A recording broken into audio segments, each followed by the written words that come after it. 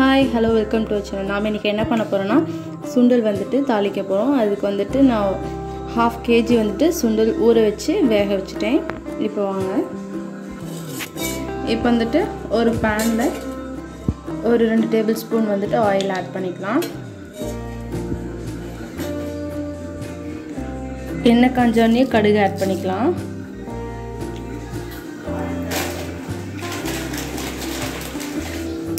அப்புறம் வந்துட்டு உளுந்தம் பருப்பு ஒரு 1/2 டேபிள்ஸ்பூன். நல்லா ப்ரௌனிஷா வந்தோனே நாம வந்துட்டு வெங்காயம் போடலாம். இப்போ வந்துட்டு நான் வந்துட்டு சின்ன வெங்காயம், ஒரு பச்சை மிளகாய், கொஞ்சம் கறிவேப்பிலை கட் பண்ணி வச்சிருக்கேன். நல்லா வதக்கிக்கலாம். சின்ன வெங்காயம் எப்பயுமே வந்துட்டு டேஸ்ட்டாக இருக்கும், அதனால் வந்துட்டு சின்ன வெங்காயம் நான் சேர்த்துருக்கேன். நீங்கள் ஆப்ஷனில் பெரிய வெங்காயம் கூட ஆட் பண்ணிக்கலாம். இப்போ இது கூட வந்துட்டு நான் இஞ்சி பூண்டு ஒரு 2 வரமிளகாய் அரைச்சி வச்சுருக்கேன், அதையும் இது கூட ஆட் பண்ணிக்கலாம்.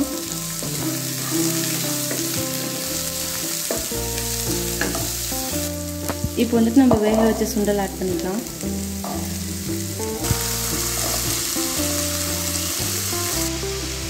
இப்போ வந்துட்டு நம்ம தேவையான உப்பு போட்டுக்கலாம். நான் ஏற்கனவே சுண்டல் வேகிறப்போ வந்துட்டு உப்பு போட்டிருக்கேன், அதனால் லைட்டாக மட்டும் ஆட் பண்ணிக்கலாம்.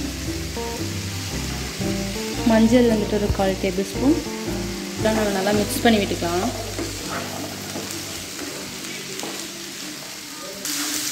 இதில் வந்துட்டு ஒரு 1/4 டேபிள்ஸ்பூன் சில்லி ஃப்ளெக்ஸ் ஆட் பண்ணுறேன்.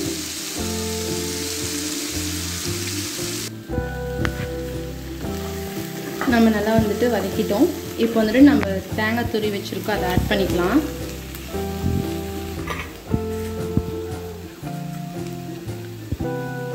நான் கொஞ்சம் தேங்காய் துருவி வச்சுருக்கேன், அதை ஆட் பண்ணிக்கலாம்.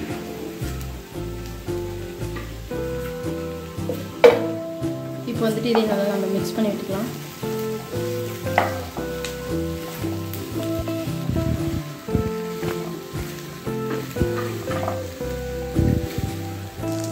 இப்போ வந்துட்டு ஃபினிஷிங்க்கு வந்துட்டு லைட்டாக கொத்தமல்லி தழை தூவிக்கலாம்.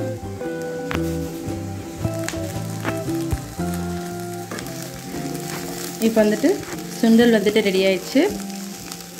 இது வந்துட்டு ஈவினிங் ஸ்நாக்ஸ்க்கு ரெடி பண்ணால் கண்டிப்பாக நல்லா டேஸ்ட்டாக இருக்கும். இப்போ ஸ்டவ் ஆஃப் பண்ணிடலாம்.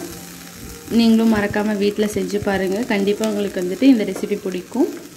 இந்த வீடியோ பிடிச்சிருந்துன்னா மறக்காமல் கமெண்ட் பண்ணுங்கள், லைக் பண்ணுங்கள், ஷேர் பண்ணுங்கள், அப்படியே சப்ஸ்கிரைப் பண்ணுங்கள். Thank you, bye bye.